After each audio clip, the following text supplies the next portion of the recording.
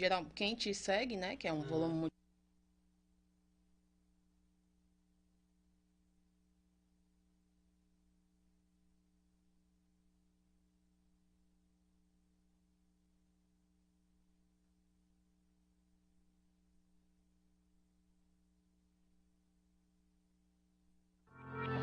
Se você busca internet de qualidade com melhor e mais rápido suporte e atendimento ao cliente da região, você precisa conhecer a 4 Telecom.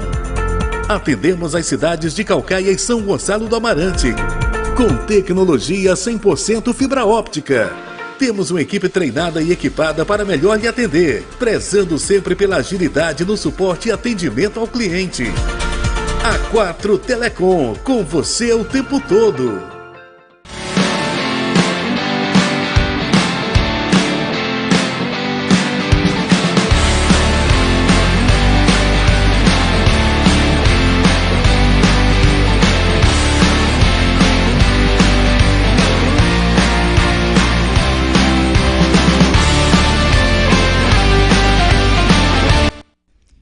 Bom dia! Estamos ao vivo no podcast Foca nas Ideias deste domingo, dia 21 de janeiro de 2024. Para nós é um prazer enorme estar mais uma vez aqui para falar com vocês sobre ciência, sobre pesquisa, sobre temas específicos, como vocês viram. Hoje nós vamos falar sobre esse dia que é um dia especial, que é o dia de combate à intolerância religiosa. Vamos falar sobre pesquisa na dimensão internacional, vamos falar da pesquisa feita por uma mulher, vamos falar sobre vários assuntos que podem ajudar você, estimular você, motivar, desafiar você a fazer mais pela pesquisa, a fazer mais pela ciência e fazer mais por você. O podcast Foca nas Ideias é justamente para isso, para desafiar e para mostrar que você é capaz ou pode tornar-se capaz. Nenhum de nós somos iluminados, especiais, diferentes de você. Nós tomamos uma decisão, colocamos uma meta, corremos atrás e pessoas chegaram próximos de nós para tornar essa meta uma realidade, e é isso que nós discutimos aqui no podcast Foca nas Ideias. Nos escute, nos assista, curta, compartilhe, faça com que outras pessoas possam ouvir, possam ver essa mensagem que é transmitida de uma forma muito alegre, de uma forma dinâmica, de uma forma muito fácil de ser entendida, que é a forma como nós falamos no podcast Foca nas Ideias. Apesar de sermos uma mentoria acadêmica, falarmos com doutores, doutoras, nós falamos em uma linguagem que você compreende facilmente, numa linguagem que é agradável, falamos numa linguagem que é acessível. Nós queremos estender o conhecimento até você e até outras pessoas para que nós possamos continuar contribuindo com a sociedade. Hoje nós vamos ter mais uma das nossas entrevistadas especiais, uma pessoa que já caminha ao meu lado há bastante tempo, junto no mesmo laboratório na Universidade Federal do Ceará. É alguém também que eu tenho muita admiração pela bravura e pela qualidade da pesquisa. Já vi grandes pesquisadores elogiando o texto dessa professora e vocês com certeza vão gostar muito de conhecer essa daí que vai aparecer na sua telinha agora.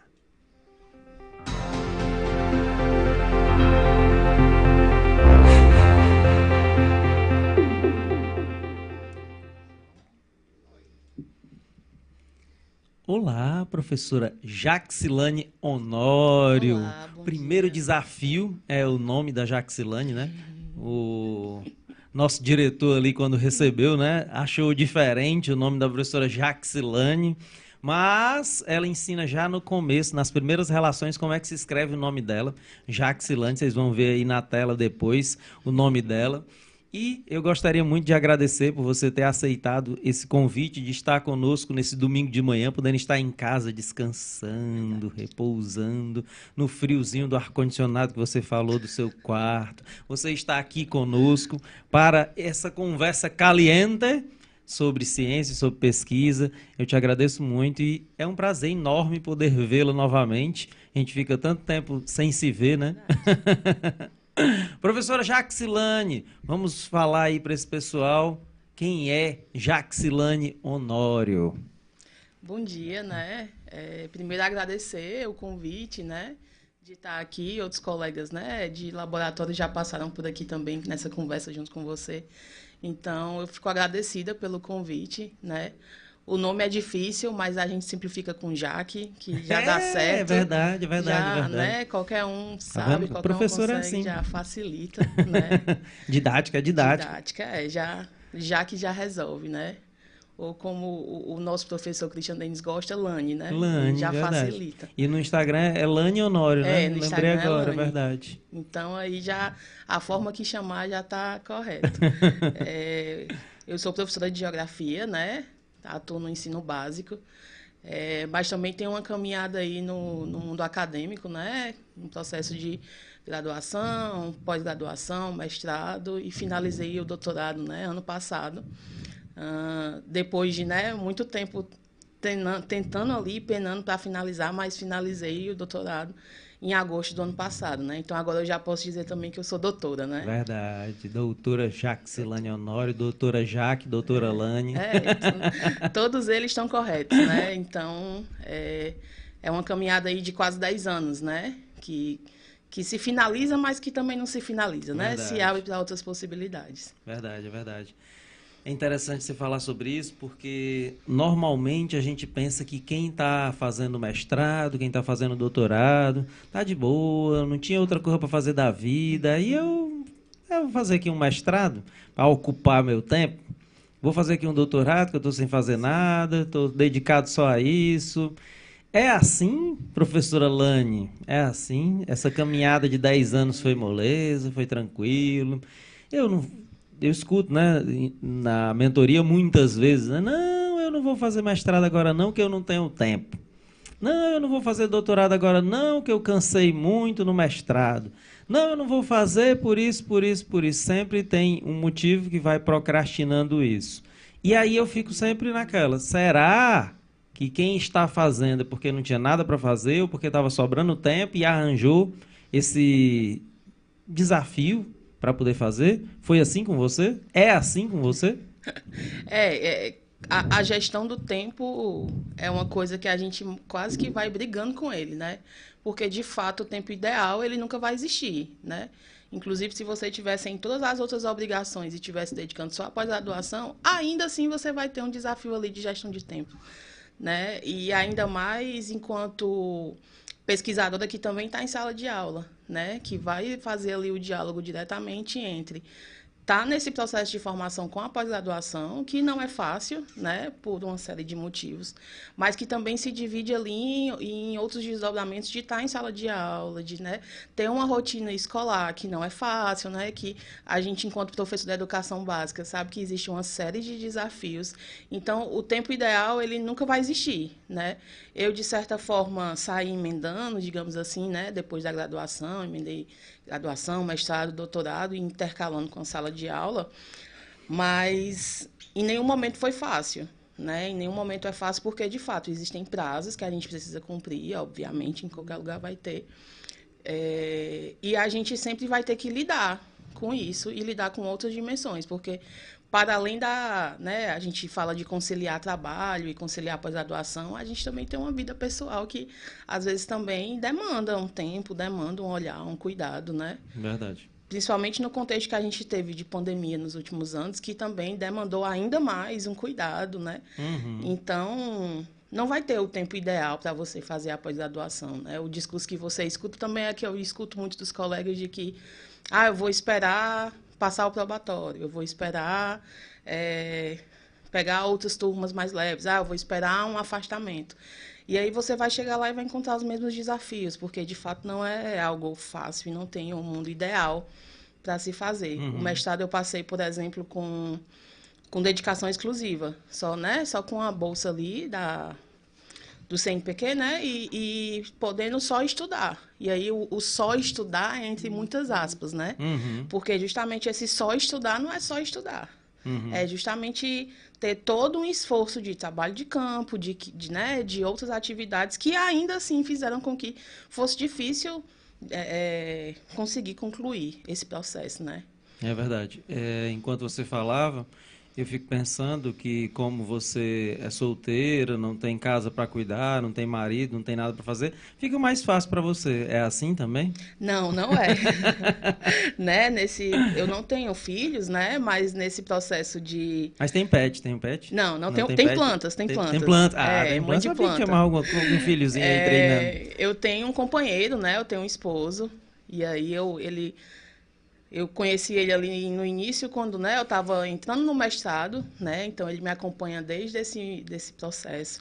Inclusive, um companheiro que está ali comigo e que é uma dimensão importante, por mais que seja uma dimensão da vida pessoal, mas porque, por exemplo, todos os meus campos do mestrado foi ele que fez comigo, né? Legal. A gente dizia ali que ele era o coautor da pesquisa, né? Porque todos os campos do mestrado, né, o nome dele é Márcio, o Márcio esteve comigo ali fazendo. Inclusive, no pós-mestrado, né, quando a gente estava ali já... E que eu já não queria mais olhar para a pesquisa e saber, não, quero dar um tempo, não quero olhar, não quero pensar nisso agora. Ele ia lá sozinho assistir, porque ele, né, se afeiçoava, tinha um carinho, tinha uma identificação com a temática, né, que era com os maracatus de Fortaleza. Então, isso é importante, né? Nessa caminhada eu não estou sozinha, tem uma série de outras pessoas, né, que vão ali ajudando, de colegas, de familiares, que a gente vai escolhendo para ser família. Mas essa dimensão de quem está com você enquanto companheiro também é muito importante, né? Porque não se faz pesquisa sozinho. E como a gente estava falando, não é só os companheiros de pesquisa, né? É os companheiros de vida que também que a gente vai carregando. E que estão ali torcendo pela gente, né? E que às vezes estão enxergando potenciais que a gente não está enxergando. Né? Verdade, então, isso é importante também. Mas, assim, enquanto mulher, né? Eu também entendo que as colegas pesquisadoras passam por uma série de desafios, né? Principalmente quando se tem filho, porque, de fato, fazer pesquisa no Brasil sendo mulher já é complicado, já é difícil, né?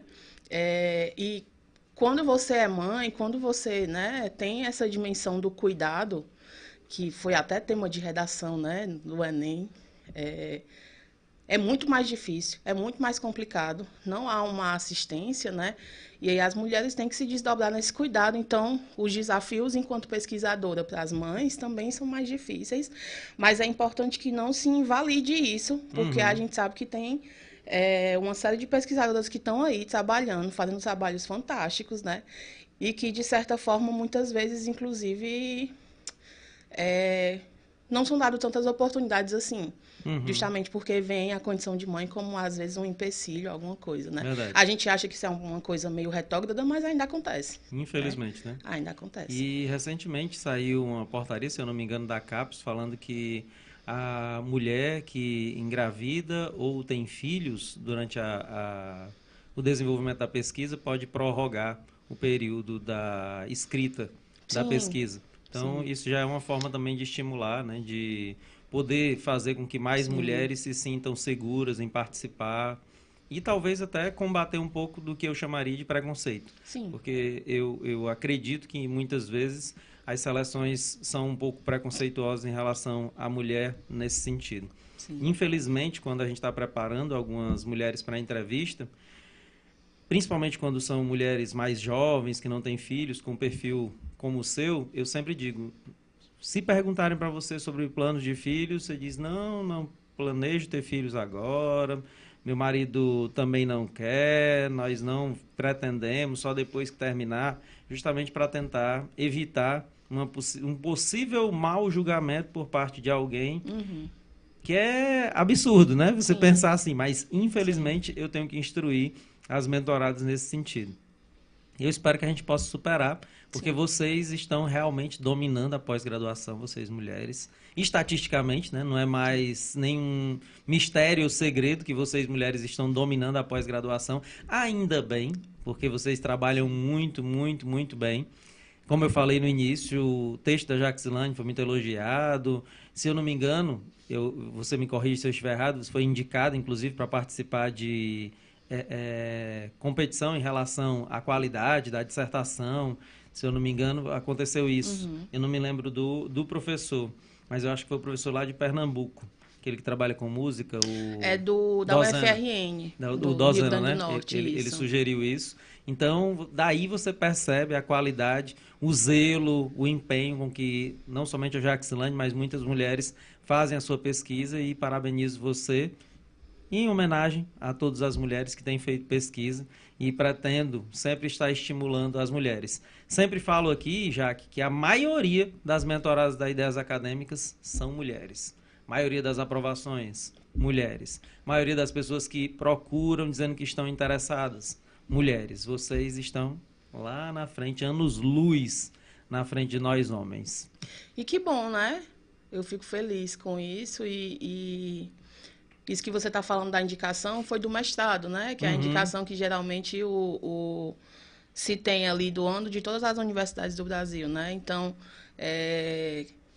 não deixa de ser uma coisa assim importante, né? É claro que é só uma indicação, mas é uma indicação que Vinda do Dozano, né? É muito importante. Um professor que eu tenho muito carinho, né? Além do meu orientador, Christian Denis, o professor Dozano é um professor que eu tenho, inclusive, como exemplo. Verdade. Né?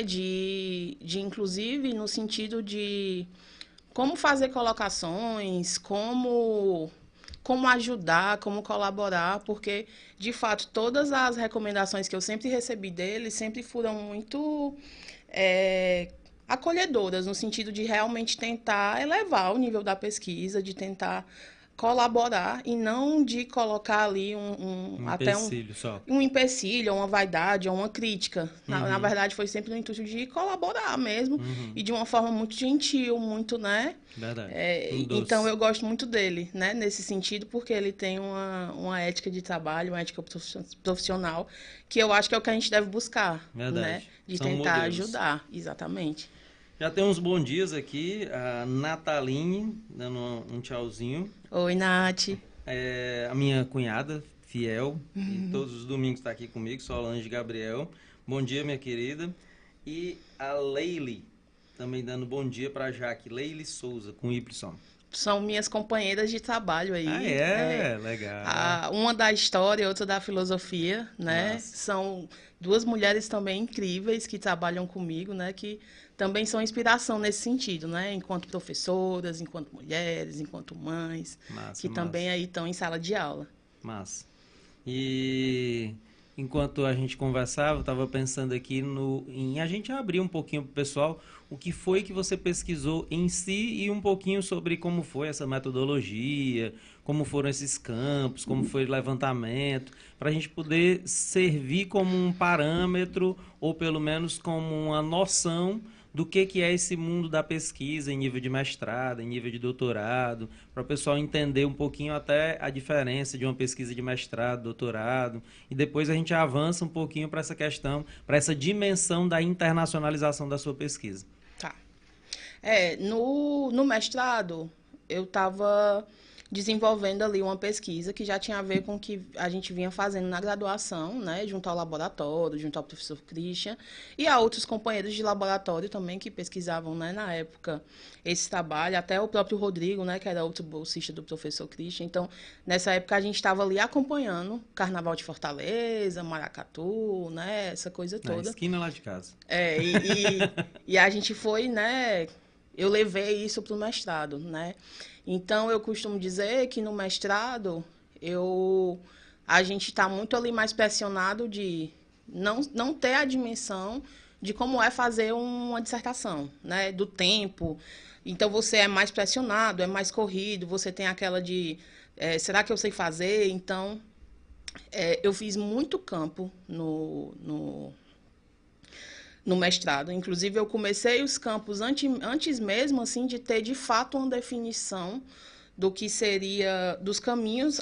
Óbvio que a gente tinha um caminho, mas a gente tinha mudanças para fazer. Mas antes disso, eu já iniciei um processo de campo. Então, quando você fez a seleção, você já fez como projeto para trabalhar com maracatus? Isso, já para trabalhar com maracatu, mas ele se modificou, o projeto, né? Mas eu já iniciei trazendo esses campos, que era justamente uma programação que se tinha na época, que todos os meses tinha maracatu em algum ponto de Fortaleza, né? Que era o dia 25, era o dia de maracatu. Então, era um projeto que eu acompanhava esse dia 25. Então, todo mês eu ia. E tinha, todos os dias 25 tinha. Eu acompanhei por dizer 2 se ainda anos. tem? Eu não sei dizer com precisão. Eu sei que há alguns meses, vez ou outra, eu vejo uma divulgação da prefeitura, mas eu não tenho acompanhado mais tanto de perto. Então, não sei confirmar se hoje ainda tem com a mesma frequência, né? Mas, na época, era um projeto que todos os meses, de fato, tinha em pontos estratégicos de Fortaleza. E era uma coisa interessante porque, de certa forma, até democratizava, assim, né? Porque eram em bairros diferentes, lugares diferentes, em praças públicas, espaços públicos, né? Acompanhei o carnaval, né? Os 2 anos do carnaval, onde os maracatus também desfilavam. E o 25 de março, né? Que é o dia da data magna aqui em Fortaleza. Então, cada um, né, dessas delimitações de campo era justamente para tentar ver essa dimensão de organização, de público, de como é que se articulava, inclusive do ponto de vista patrimonial para a cidade de Fortaleza, né? Como é que, na época ele não era patrimônio ainda, né? Hoje já passou pelo processo de patrimonialização, mas quais elementos estavam ali, né? Na música, no ferro do maracatu, no negrume no rosto, quais elementos eram característicos daqui, né? Desse maracatu cearense. Então, no mestrado, eu caminhei mais para esse lado. Maracatu de Recife foi antes, né? De Fortaleza, reconhecido como patrimônio? Foi reconhecido antes. Mas aí também tem uma série de diferenças, né? Entre eu eles. lembro que você falou um pouco sobre isso, sobre essa diferença. Pronto, então tem uma diferença, e aí esse reconhecimento do maracatu de Fortaleza, eu não lembro exatamente a data, mas é mais recente, né? E aí, mas que também foi uma conquista, né? Esse processo de patrimonialização, esse reconhecimento. Recente agora também foi patrimonializada a festa de Iemanjá, né? Então, são processos que são importantes, né? Para a cena cultural de Fortaleza. E aí eu terminei esse trabalho, eu tinha feito muita coisa, tinha feito muito campo, tinha dialogado com esse documento de patrimonialização, mas eu terminei meio frustrada, achando que não tinha dado conta. Talvez por uma cobrança, né, de achar que tinha que fazer muito mais, ou de que, né, às vezes a gente não tem dimensão de fato do que está fazendo em relação à importância que se tem. Então, eu terminei meio achando que não tinha dado conta, né? Imagina, passei 2 anos fazendo campo, foram pelo menos aí 24 campos, e eu ainda achava que não tinha dado conta. Então, eu fiquei meio com medo de levar isso para o doutorado, com o sentimento de, e se eu não der conta de novo? Então, eu meio que fui me afastando, né? Eu me afastei, mas eu me aproximei, porque, de certa forma, eu não deixei de ir no doutorado. Eu caminhei, e quando eu estava lá no meio do caminho, eu vi que não, eu ainda estou aqui com o maracatu, né? No sentido de ter expandido. Porque aí, já mudando para do doutorado, né, que tem uma dimensão de mais tempo, né, de desenvolvimento, uma temática às vezes mais abrangente, a gente já partiu para ainda dentro da ideia do patrimônio, mas de discutir patrimônio na América Latina, né? E aí a gente estava vendo essa ideia de latinidade, né? Você não vai avançar para o doutorado ainda não. Você segura aí. Vamos ficar por aqui, por Fortaleza, um pouquinho, e depois vamos avançar para a América Latina. Tá. Tem outros bom dias aqui, ó. Bom dias para Jaque. Leandro Araújo, parabéns a Ideias Acadêmicas pela escolha da convidada, doutora Jaque. Olha aí, tá vendo? A doutora Jaque. É uma excelente profissional e merecedora de todo o reconhecimento.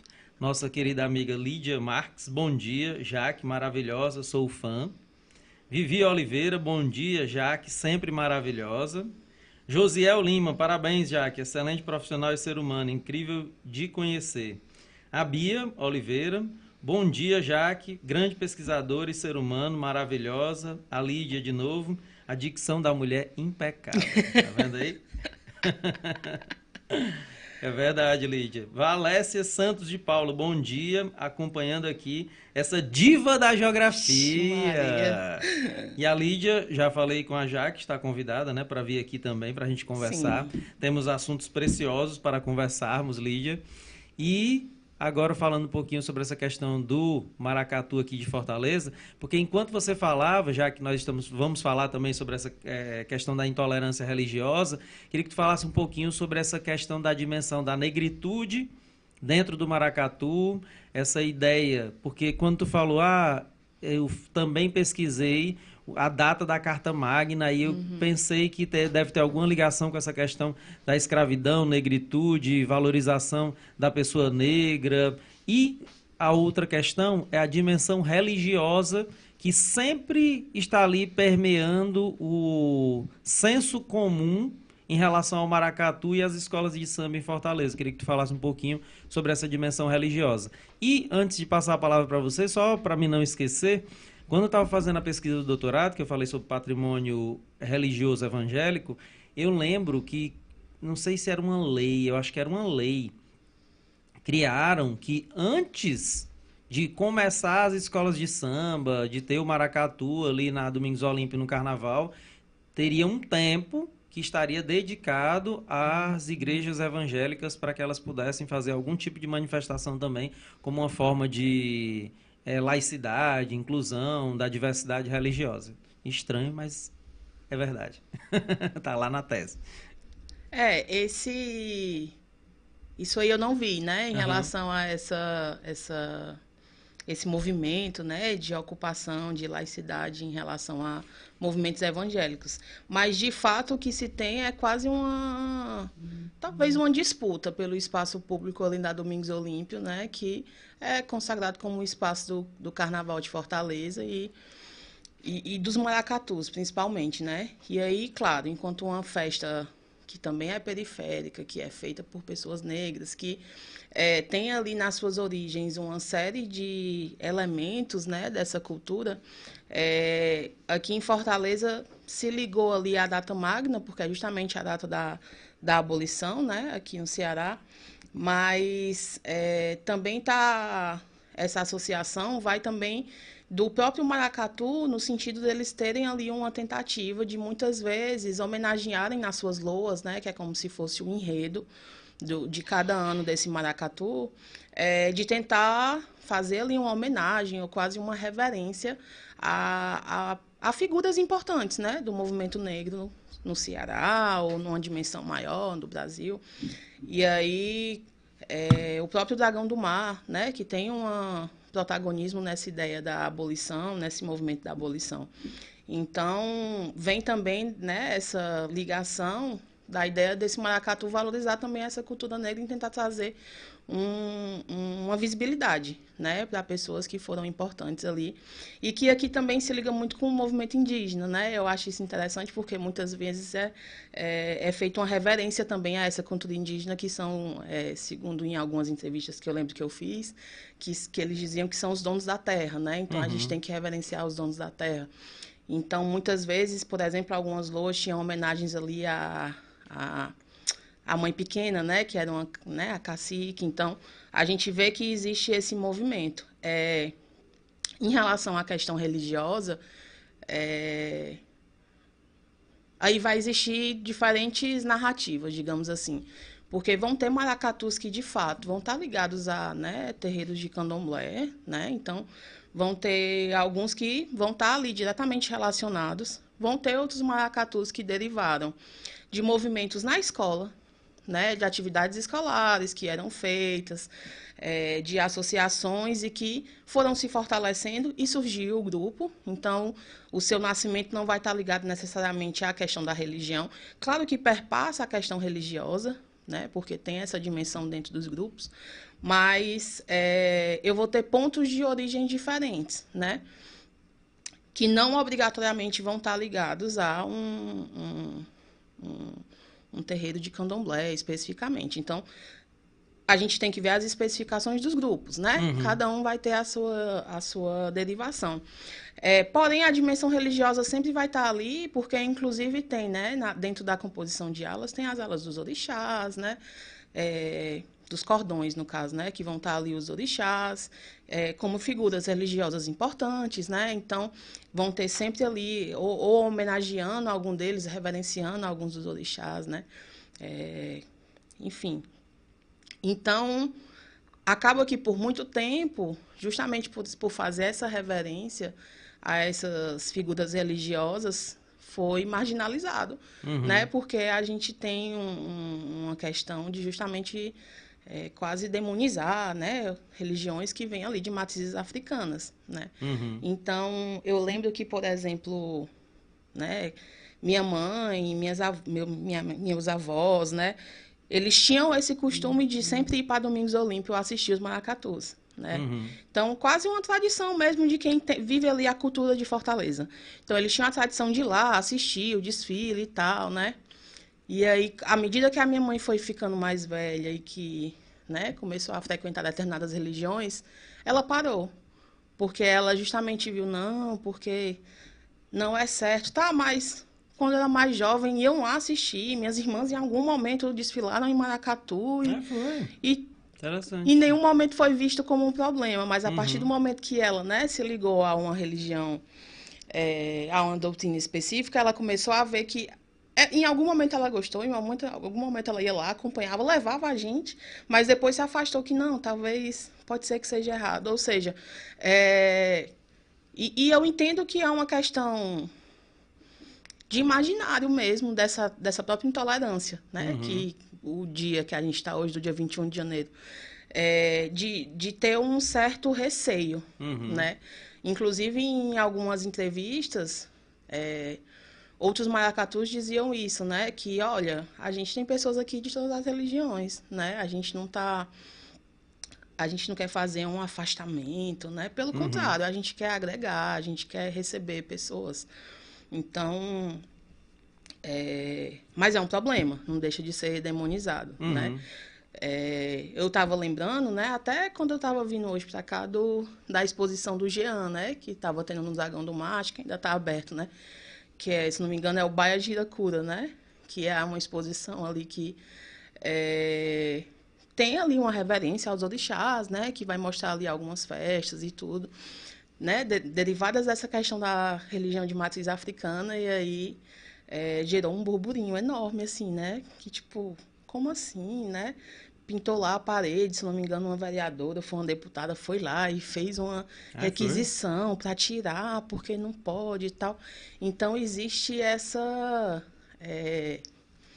demonização, né? Essa coisa de que é errado e tal. Eu até levei os meus alunos nessa exposição, né? E eles ficaram meio assim, né? Isso é certo, professora? Não, não tem certo e errado. Você tem que conhecer e respeitar, né? Teve algumas atividades que a gente fez, eu estou fazendo na dimensão educacional, porque eu acho que na escola é o lugar que dá para a gente resolver isso. Verdade, né? Concordo com você. Então, em algum momento eu levei para eles para pesquisar festividades, né? Então, cada uma equipe ficava com a festa de Iemanjá, outro ficava com o Maracatu de Fortaleza, outro com São Pedro dos Pescadores, né?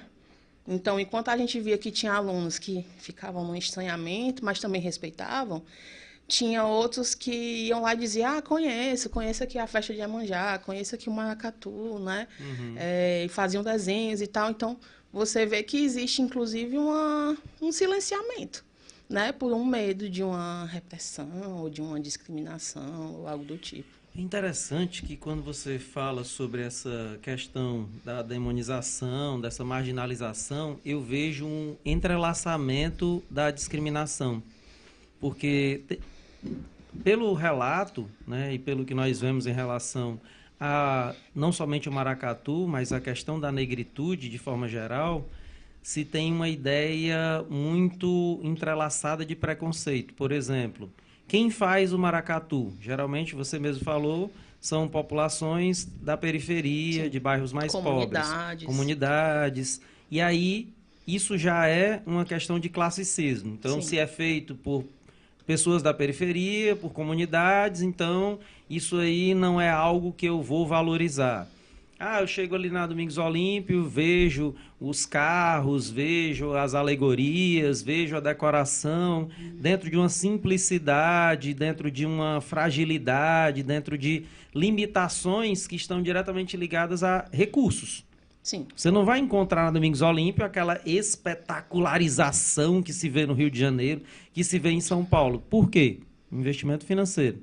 E aí a marginalização desse processo E a falta de apoio vai fragilizando, ou tentando, né, fragilizar. Porque nós vemos que o maracatu e as escolas de samba na Domingos Olímpio são resistência. Sim. Como eu falei, eu moro ali na esquina e eu desço para assistir um pouco com a minha esposa, com o meu filho. E a gente vê a fragilidade, mas a gente vê a resistência. A gente vê a força, a gente vê o amor do pessoal que está fazendo aquilo ali, a dedicação, o empenho, o coração das pessoas ali. É muito interessante. E até te perguntar... Oi? A emoção, né? Você vê realmente a emoção mesmo deles que estão ali participando. E aí você fica naquela, mas por que que não cresce, por que que não se desenvolve? E aí, pelo seu relato, você vai vendo que há um entrelaçamento desses preconceitos religiosos, dessa discriminação da negritude, da discriminação da classe, tudo isso envolvido dentro de um mesmo pacote. E uma coisa que me preocupa, e vou aproveitar a oportunidade para perguntar a você, é que eu chego ali e vejo muitas pessoas idosas fazendo aquelas escolas de samba, fazendo maracatu, vejo alguns jovens, e aí eu fico pensando, qual a sustentabilidade dessa manifestação demograficamente? Porque os jovens, eles vão dar continuidade a esse processo dentro desse momento de pasteurização, da globalização. O que você percebeu durante esses anos de acompanhamento em relação a isso? Essa era uma discussão que a gente já trazia, né, lá desde aquela época do mestrado de por que não avança essa visibilidade, né? O que falta?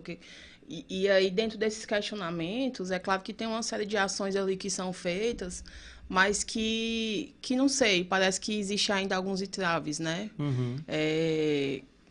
Não deixa de ser uma resistência, como você está colocando, né? Eu ter ali uma manifestação com tantos anos na avenida, mas existe uma fragilidade que é midiática, né, em relação à visibilidade.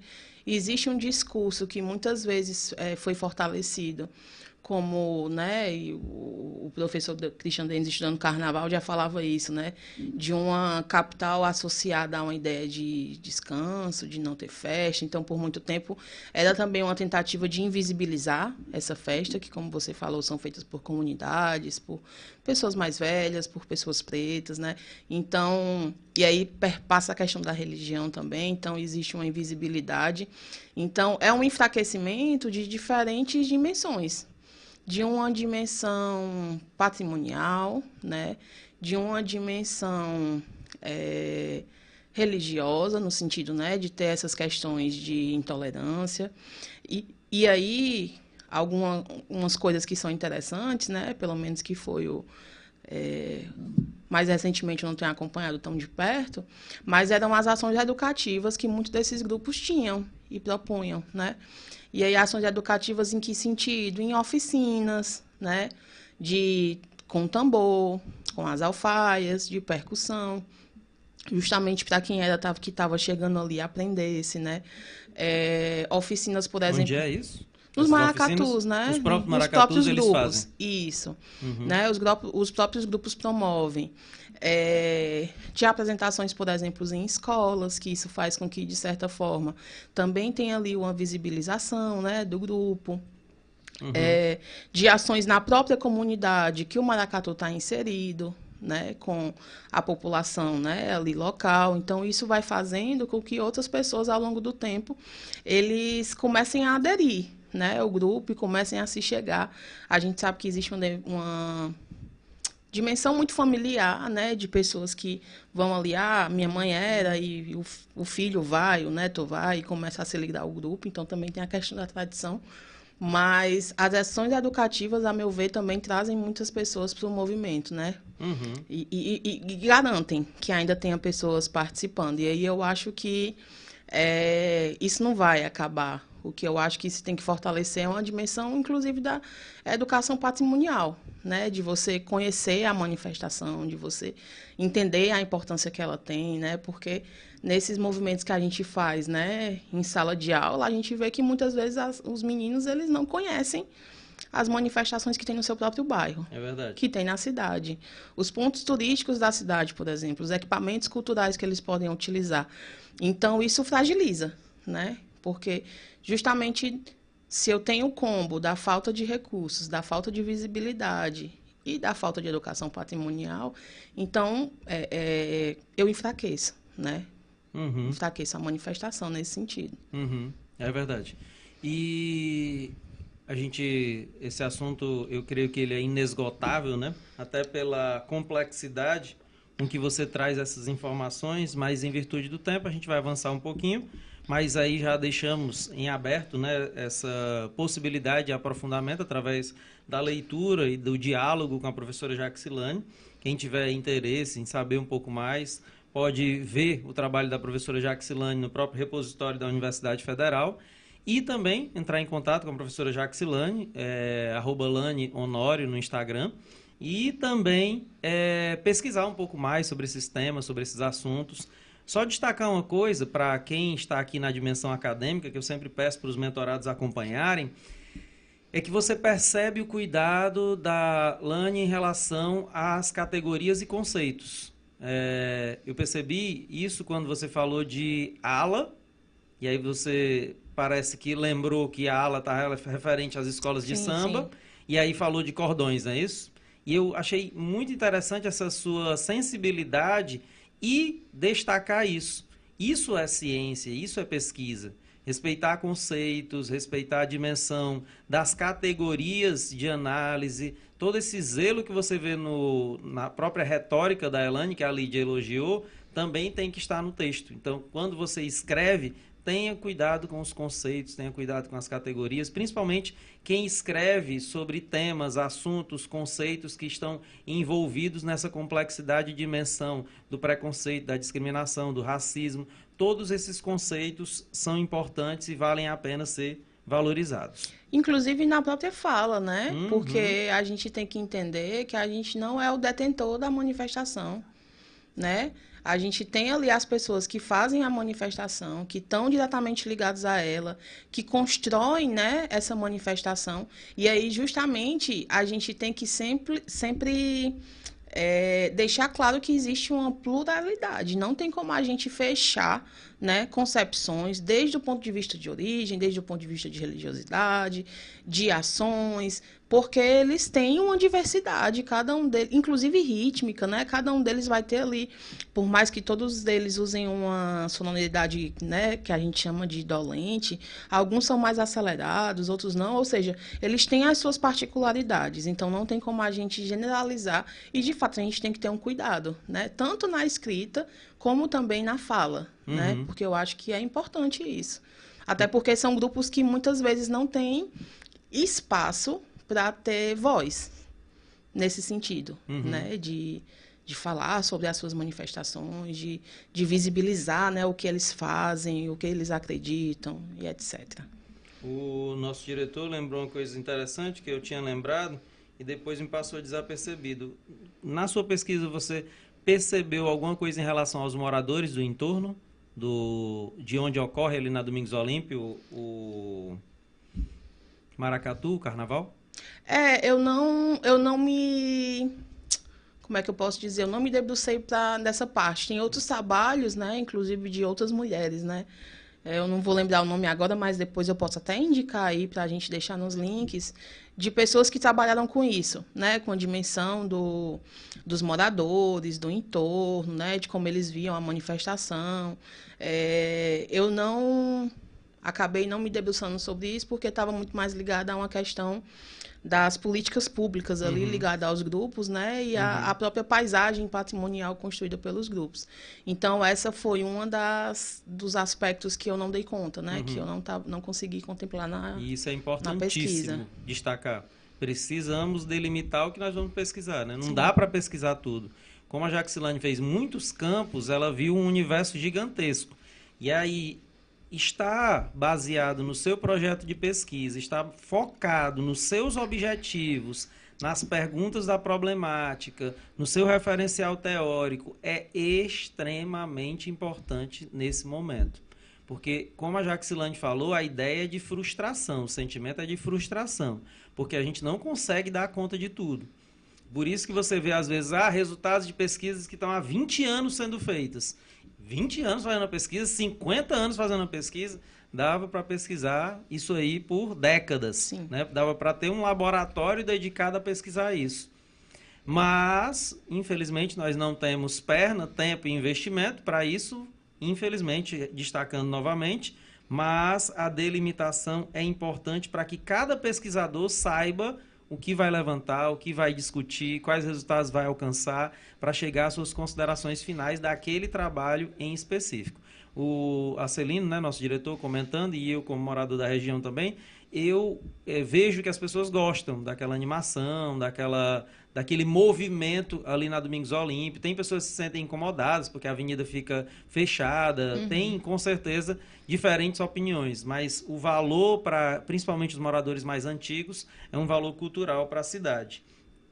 E aí, avançando, antes de partir ainda para a América Latina, eu lembro que você trabalhou em relação, durante o seu mestrado, com a dedicação exclusiva, você trabalhou em alguns campos relacionados ao dia 21 de janeiro. Eu queria que você falasse um pouquinho sobre como foi essa experiência, como foi participar dentro dessa dimensão do combate à intolerância religiosa, sua experiência com o professor Christian, as visitas que a gente promovia ali ao centro da cidade, para a gente registrar também essa data de hoje como importante como ela é e dar esse destaque antes de nós caminharmos para a América Latina. Assim, durante o mestrado, o professor Christian tinha contato, né, com algumas associações que justamente faziam movimentações ali no 21 de janeiro, né? Acho que, se eu não me engano, posso estar errado, antes mesmo de ter saído o registro oficial, né, da data. Então, existia um movimento, né, justamente com se não me engano, é a Abra VIP, né, que era de apoio a pessoas que sofreram algum tipo de intolerância religiosa, né? E aí eles faziam sempre também uma homenagem à Mãe Gilda, né, que é justamente em alusão a ela também, né, a demarcação da data, porque sofreu com intolerância religiosa e tudo, né, chegou a falecer. E ela tinha, né, uma casa de candomblé, e aí enfim, foi invadido, né? Ela sofreu com uma série de notícias ali que eram falsas e que acabou tendo um assédio também por parte da população, e aí levou ao trágico falecimento dela, né? Então, dentro do período que eu estava, né, tiveram ações relacionadas a isso, e aí algumas eram feitas, né, tanto na Praça do Ferreira, né, eu lembro que uma delas também foi feita ali na FACED, né, na Faculdade de Educação da UFC, que era justamente tentar trazer a fala de diferentes instituições, né, isso era um ponto importante, né, a gente sempre estava ali presente, até para acompanhar e entender também qual era a movimentação, né, desse apoio a pessoas, né, que sofreram com intolerância religiosa. Mas o que eu achava interessante, né, dentro desse processo era a ideia de trazer pessoas de diferentes religiões, de diferentes perspectivas, para fazer uma fala, para fazer ali, compartilhar experiências também, né? Então, a princípio parece meio fazer isso no centro de Fortaleza, né, como às vezes foi feito na Praça do Ferreira, mas é onde está a grande parte da população, é onde está a população que estava circulando. Então, às vezes, você passar ali, tá vendo uma movimentação, às vezes as pessoas nem sabem o que é o 21, né? Ou não sabem que movimentação é essa que está acontecendo. Verdade. Então, acaba que faz também gerar ali uma curiosidade das pessoas de quererem entender o que é, né? Saber da onde vem e tudo mais, né? Tinha uns panfletos informativos que eles faziam. Então, acho que são movimentos que são muito interessantes nesse sentido, né? Justamente para tentar... e que precisava se fortalecer no sentido de ter adesão de outras instituições, né? Para justamente promover esse diálogo. A gente fala muito desse diálogo interreligioso, mas às vezes ele não é amplamente colocado, né? Eu lembro, acho que foi na pesquisa do Marcos, né? Que teve uma atividade na escola lá que ele trabalhava, que eu acho que foi na Ícaro, se eu não me engano, né? Que ele promoveu, né? Trouxe várias pessoas de diferentes religiões, né, para fazer esse diálogo. E aí você vê que, de fato, existem diferenças ali. Se eu não me engano, ele trouxe, né, um rapaz do islamismo, uma coisa assim. Ou foi uma moça, mas que você via que tem uma abrangência maior. Porque, às vezes, fica parecendo que... posso estar equivocada, que é sempre a tentativa de fazer o diálogo entre uma religião cristã e a religião de matriz africana. Né? Claro que é onde tem a problemática maior, né? Porque problemática que eu digo do ponto de vista de casos de intolerância religiosa. Mas eu acho que é para além disso. Né? É entender que existem outras e que a dimensão não é só da demonização. É de um respeito mínimo que não se tem, né? Para qualquer uma das denominações, para qualquer uma das religiões, né? Então, são movimentações que são importantes no espaço público, na escola, né? Para justamente tentar, não sei se parar, porque eu não sei se é possível, mas pelo menos conscientizar, né? A população, até porque a gente tem hoje uma série de outras ações que criminalizam, né? Que, de fato, a gente tem que entender que tem que criminalizar a intolerância religiosa, no sentido de que geram uma série de mortes, inclusive, de ataques, né? Uma série diversos tipos de violência, né? Exatamente. Violência física, violência emocional. Psicológica, em vários níveis diferentes, né? E em vários níveis sociais, porque muitas vezes essa violência acontece dentro da própria casa das pessoas. Sim. Né? E muitas vezes também a própria relação que se tem muitas vezes com...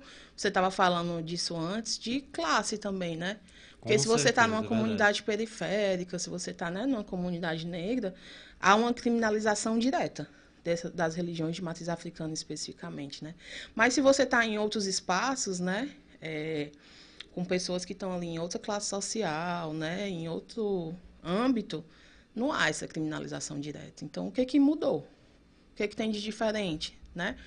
Então, tem um pouco disso também, né? Inclusive, de ser uma discriminação não só do ponto de vista religioso, mas do ponto de vista social também, né? Racial também. Exatamente, porque se a gente pega no Bom Jardim, a gente vai ter um monte de casas, de terreiros, de espaços, mas que muitas vezes não estão sinalizados ali, né? Tem até um mapeamento que foi feito, mas eles não estão sinalizados de forma tão clara. Por que eles não estão sinalizados, né?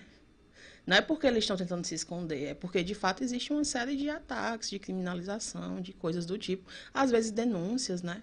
Então, estava até comentando isso com o Márcio há um mês atrás, um tempo atrás, quando a gente visitava a casa da mãe dele, que ele disse que sempre escutava da mãe dele o tambor de madrugada tocando, né? E o Márcio é uma pessoa que toca tambor também, né? Instrumentista e tal.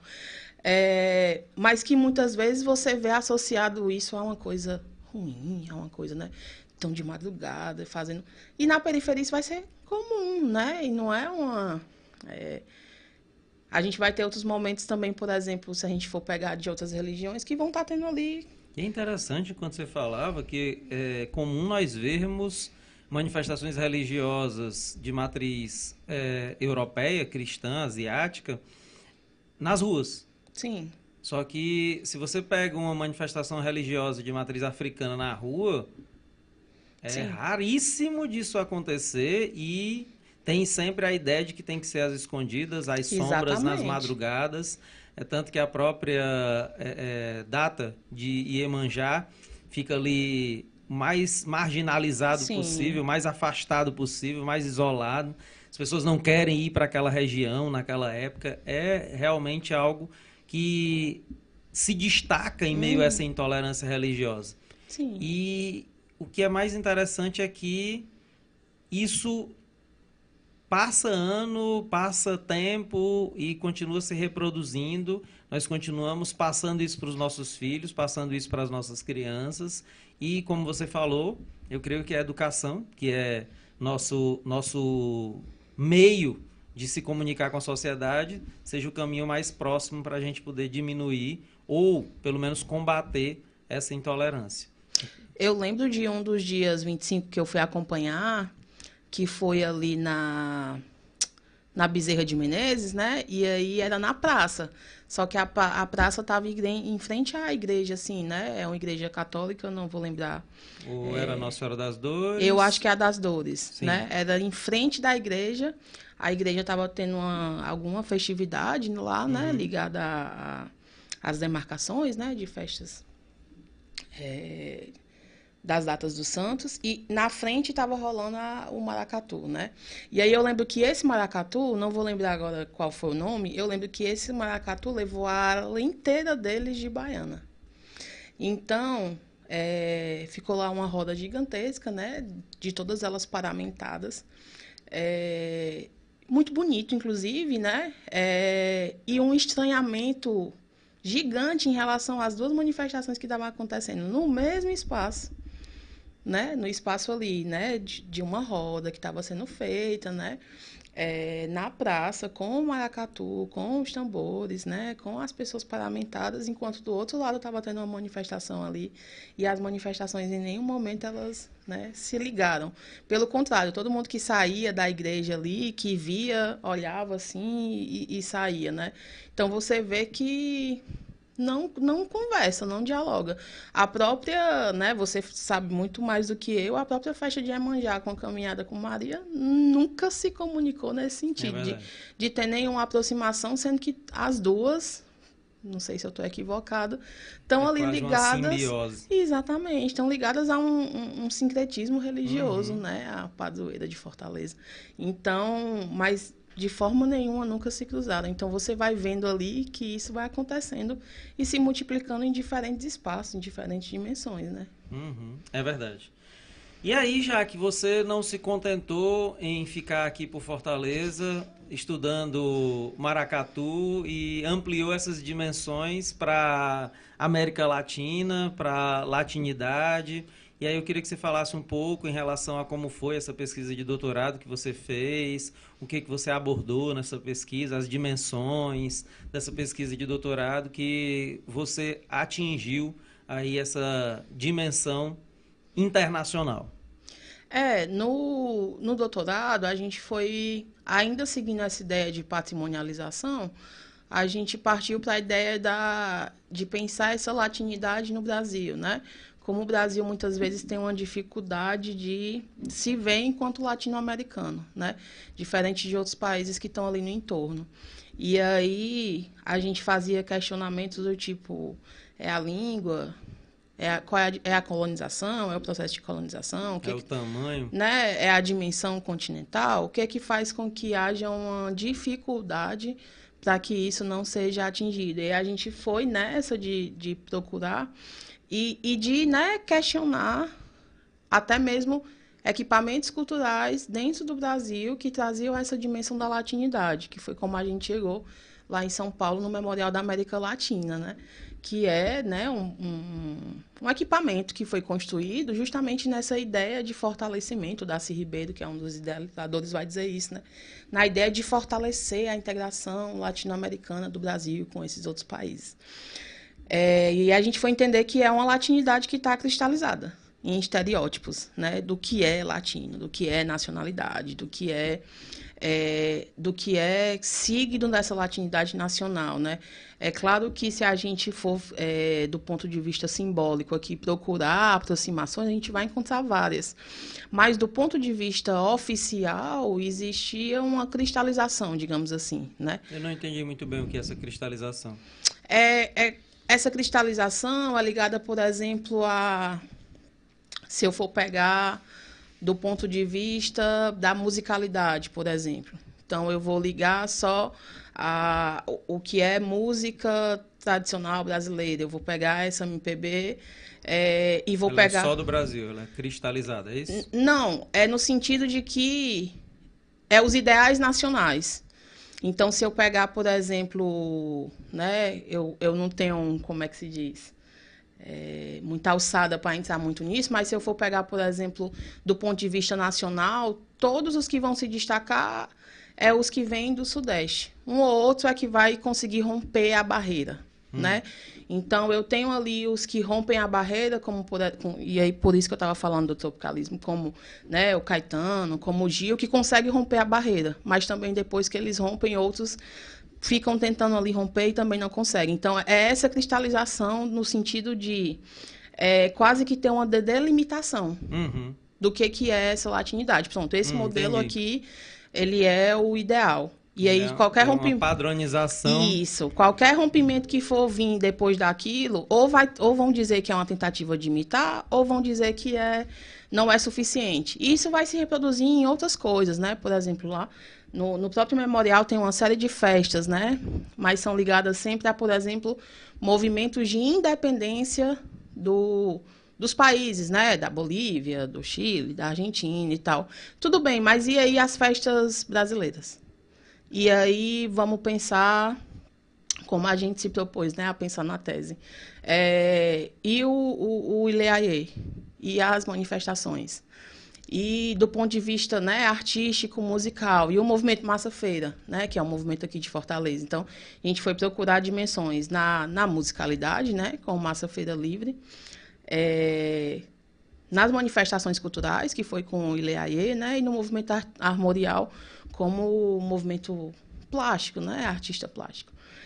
Então, se eu for pegar o Massa Feira aqui em Fortaleza, é um movimento que teve ali uma agregação de não só musical, né, com os artistas, né, que também estão ligados ali ao pessoal do Ceará e tal, mas o próprio Ednardo, né, Belchior, Amelim, enfim, o Rogério.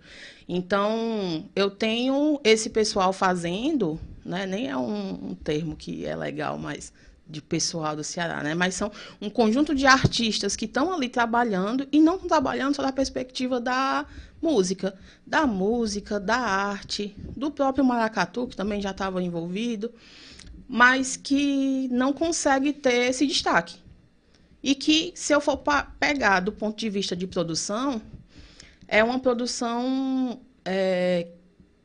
que traz uma série de elementos, não só do Brasil, mas também de outras, de uma dimensão afro, né? De uma dimensão ibérica, de uma dimensão dos mesticismos, né? Que tem até um autor indígena, que eles vão estar fazendo essa agregação e que, por isso, nesse sentido, a proposição é que não é nem latina, porque a proposição latina é como se tivesse cristalizada. A gente vai propor um translatino. Ele traz várias agregações. Esse né? conceito é seu ou é um conceito que vocês estão montando e como rede? Como é que está essa ideia do translatino? Essa ideia de dizer que é meu, eu tenho até medo, porque vai que outra pessoa aí está pensando translatinidade também, né? Mas é uma ideia que o professor Christian, a gente foi ali construindo, né? E está em construção, na verdade, né? De entender que essa translatinidade é entender, que a gente fez a partir do Nordeste, que é justamente entender esse Nordeste como um celeiro de translatinidade. Porque justamente ele consegue dialogar com essas diferentes manifestações, com essas diferentes origens, e ele modifica e ele transforma. Não é uma ideia de perder as origens ou manter as origens, é trabalhar em cima delas e ir recriando manifestações a partir disso. Então, o Massa Feira fez isso e faz isso até hoje, né? Por isso que a gente até, no ano que eu estava terminando a tese, né, o Carnaval de Fortaleza estava justamente homenageando o movimento Massa Feira Livre, né? Então, eu tenho uma série de artistas aqui que vão estar dentro desse desenvolvimento e que, desde então, já estavam ali reivindicando, né? Uma produção que seja cearense, que seja nordestina, que não seja só ligada a um eixo ali oficial do país, né, que é o eixo do Sudeste. Exatamente, que tenha uma abrangência maior. Então, o próprio movimento armorial faz isso a partir do sertão, né, de pensar esse sertão, de pensar essa visualidade, né, que é feita, de pensar essa paisagem. Então, isso é feito a partir de diferentes perspectivas, né? No Ileaie, a gente vai tentar justamente destacar essa ideia da própria questão da influência afro, né? Da influência que se tem, tanto estética, né? Visual, nos estandartes, nas roupas, nas músicas. Então, você vê que existe uma identidade ligada nessa manifestação. Então, é difícil de compreender e de explicar, mas você vai vendo que existem diferentes dimensões que fazem com que a gente busque esse entendimento de outras latinidades que não sejam cristalizadas, que não sejam estereotipadas dentro do ideal. Pelo contrário, que elas sejam multiplicadas. E aí, quando eu digo multiplicadas, às vezes pode parecer também que eu estou falando de um esvaziamento, né? Porque a gente vai falar... dentro dos, né, você estava falando dos conceitos e categorias, dos hibridismos, né, que vão acontecer e que dentro do processo de globalização, às vezes acontece alguns esvaziamentos quando você faz a massificação. Mas não é nesse sentido, é uma multiplicidade no sentido de criação de sentido mesmo, né? Não ignorando a origem, não ignorando os elementos. Pelo contrário, muito bem situado e muito bem colocado da onde se está, do lugar de se está, e para quem se está produzindo. Né? É complexo. Você percebeu nessa dimensão dessa cristalização alguma coisa referente a uma certa resistência dessa identidade de latinidade do Brasil por uma questão de classicismo também? Por exemplo, o Brasil é uma potência da América Latina, ou o Brasil tem os Estados Unidos como modelo, tem essa civilização capitalista ocidental como modelo, e ter essa proximidade ou essa identidade com os países latino-americanos minimizaria essa grandiosidade do Brasil? Tem essa ideia? Você percebeu essa ideia também dentro dessa cristalização? Ou eu estou só tentando puxar para um lado específico e negando a complexidade?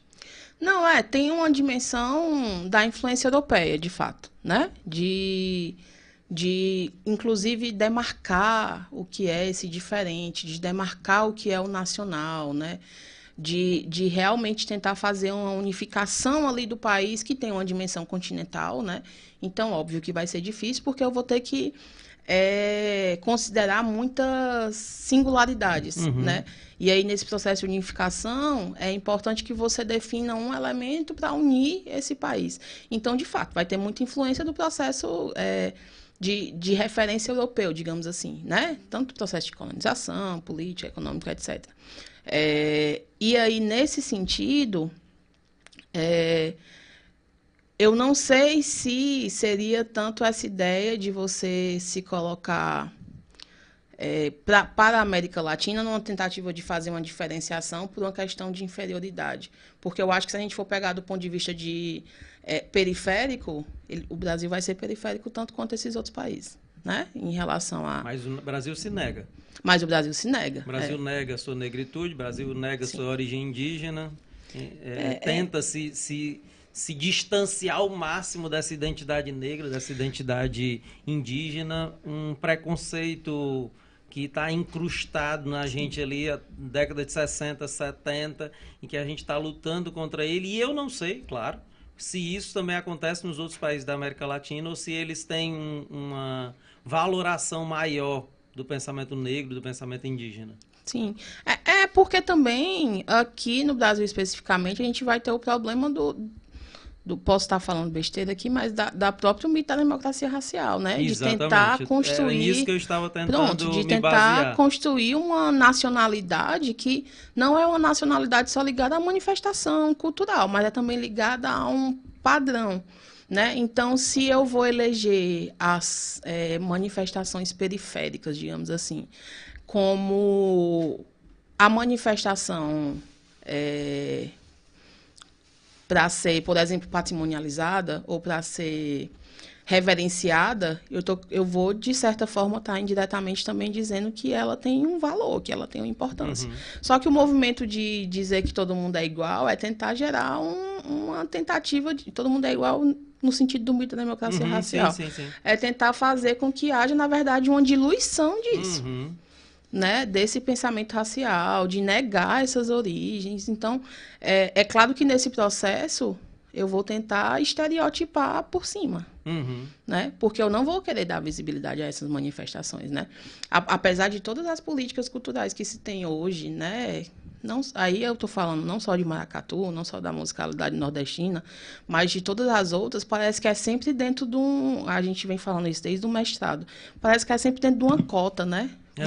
Vamos aqui incentivar, mas tá bom.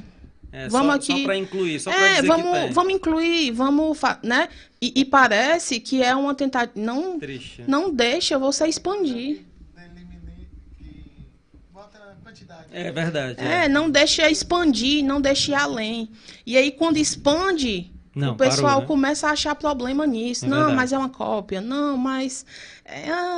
pode ser... Não concordo tanto. Não, mas tem uma problemática... Peraí, pessoal, deixa crescer, deixa expandir, né? Então, parece que vai dando uns limites ali para continuar nessa ideia desse mito de, peraí, não vamos dar visibilidade, porque senão vai... E aí eu não sei, eu sei, mas não sei, né? Em cima do que isso ainda se justifica, né? Porque não, na altura que nós estamos não faz sentido. O que eu sei é que é complexo, né? Não é uma coisa que a gente vai dar conta, assim, e vai dizer é isso, é aquilo. Não tem como, né? Pelo menos eu, enquanto pesquisadora, não... Por isso que não acabou, né? Não acabou. Você não dá acabou, conta. Né? Exatamente. E aí muitas pesquisas ainda virão. Sim. Ainda temos aqui algumas mensagens para serem lidas. Luíde Freitas diz: bom dia, Jaque, maravilhosa, estou aqui aprendendo um pouco com você. Jarbas Moraes: Jaque, arrasa. Professor Cancão: ei, Cancão, foi meu colega também de trabalho. Parabéns, Jaque, se garante demais. E o Leandro Araújo: que aula! Parabéns, Jaque. Verdade. Aprendemos muito com a Jaque aqui de manhã.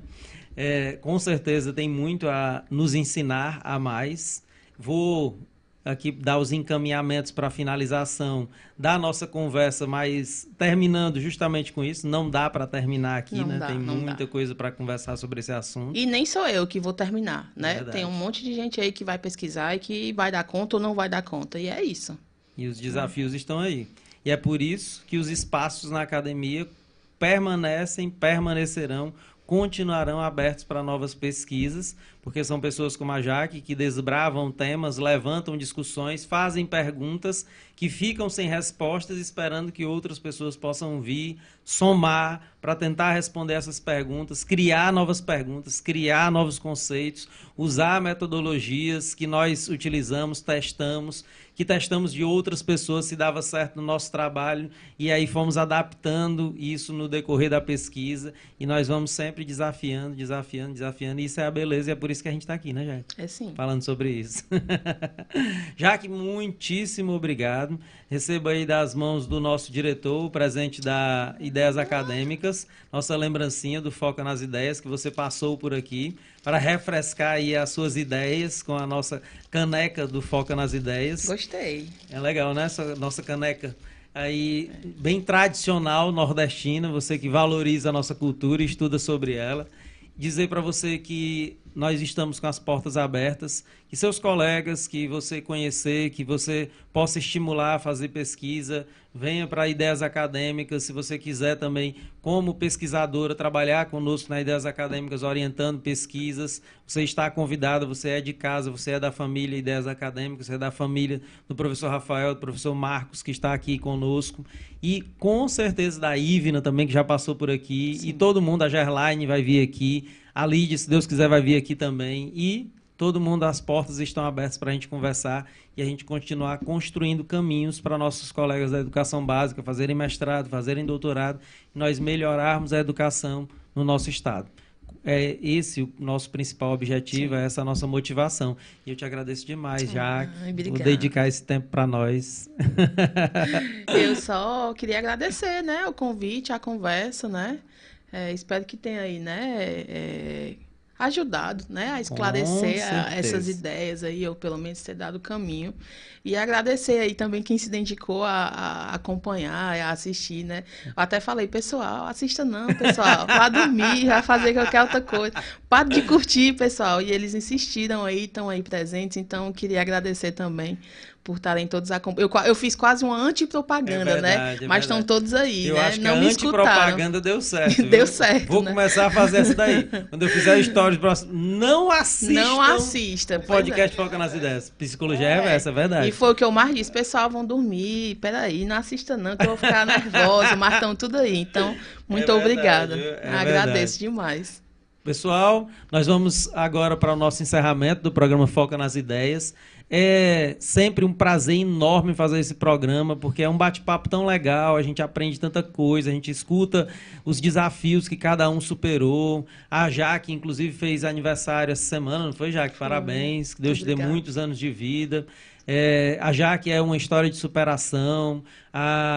Foi aniversário também da sua mãe, né? Isso, que você perdeu há alguns anos atrás, e nas redes sociais, e você mesma, por conhecê-la, toda a admiração, toda a reverência que você faz à sua mãe, a contribuição para ser quem você é. Eu, infelizmente, não a conheci, mas conheço através de você. E a gente poder sentir assim os sentimentos, os desafios, as vitórias, as lutas de cada um dos pesquisadores que passam por aqui é muito bom. Então compartilhe com seus amigos. Eu não vou fazer aí a propaganda da Jaque de não assista. Assista, curta, compartilhe sim, porque vale muito a pena.